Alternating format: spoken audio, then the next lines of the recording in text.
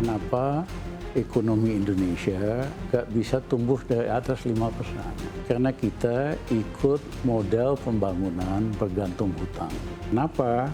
Negara-negara yang pembangunannya berlandaskan strategi utang, kalau tumbuh terlalu tinggi, akhirnya ekonominya overheating, mesti direm. Itulah yang menjelaskan negara doyan utang di Latin Amerika, Asia, tidak ada yang bisa tumbuh di atas 5%. Yang membuat kita gundah itu, semua capres itu ingin melanjutkan program yang salah itu. Infrastruktur, yang food estate, itu kan ngaco semua. Kereta cepat, banyak sekali. Jalan tol Sumatera. Kemudian industrialisasi, nggak dikenal istilah industrialisasi. Yang ada hilirisasi.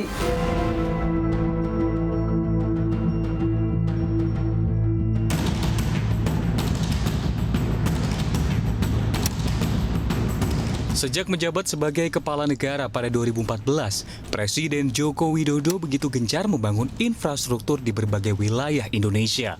Pemerintah menegaskan pembangunan dilakukan demi pemerataan ekonomi di seluruh wilayah Indonesia. Pasalnya, selama ini kerap muncul stigma pembangunan hanya terpusat di Jawa. Meski belum genap 2 periode, pembangunan di era Jokowi kerap dibanding-bandingkan dengan capaian pembangunan di era Presiden SBY yang juga 2 periode. Misalnya saja, hanya dalam 7 tahun pemerintahan Jokowi, sudah 1.540 km jalan tol yang dibangun. Sementara pada 10 tahun pemerintahan SBY, hanya 190,2 km jalan tol yang dibangun. Pembangunan bandara juga jadi sorotan. 2 periode era Presiden SBY hanya mampu membangun 24 bandara. Sementara pada 7 tahun pemerintahan Jokowi, sudah 29 bandara dibangun dan masih ada 9 konstruksi bandara yang diharapkan rampung sebelum 2024. Sebagai salah satu menteri di era pemerintahan SBY, Rizal Ramli menjelaskan ada perbedaan signifikan antara gaya kepemimpinan Jokowi dan SBY dalam pembangunan infrastruktur. Hal inilah yang mengakibatkan utang BUMN menggunung dan nyaris bangkrut. 10 tahun SBY kebangun hanya 160 km. Begitu Jokowi masuk, ekstrim yang lain. Dia beli konsesi yang 10 tahun nggak diapa-apain. Harusnya kan cabut aja.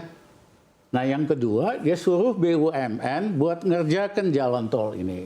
BUMN ini markupnya minimum 30%. Iya kan? Dan akibatnya BUMN pada ngutang semua. Ya memang jadi. Tapi utangnya BUMN ini bikin beberapa BUMN bangkrut. Harus jual semua yang dibangun.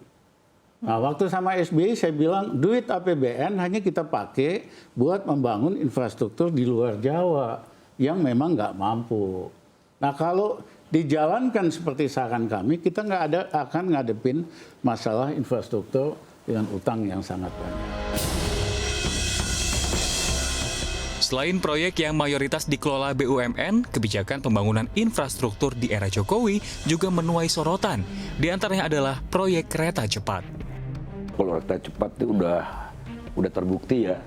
Saya bilang dulu kan balik modalnya sampai kiamat pun tidak bisa. Nah sekarang udah sebagian terbukti. Dulu konsesinya 40 tahun, sekarang diperpanjang jadi 80 tahun. Ada proyek yang konsesinya dinaikkan 2 kali lipat. Kemudian suku bunganya tinggi sekali, 3,4%. Bank Dunia juga memberikan sorotan pada pembangunan infrastruktur pada masa pemerintahan Presiden Joko Widodo. Salah satu sorotan mereka berikan terkait penugasan yang diberikan pemerintahan Jokowi terhadap BUMN dalam pembangunan infrastruktur. Bank Dunia menyatakan untuk menjalankan penugasan yang diberikan, tak jarang pemerintah memberikan keistimewaan kepada perusahaan plat merah. Di antaranya pemberian suntikan modal dalam bentuk penyertaan modal negara. Fasilitas tersebut telah mengurangi daya saing sektor swasta terhadap BUMN sehingga membatasi kesempatan mereka untuk dapat memenangkan proyek.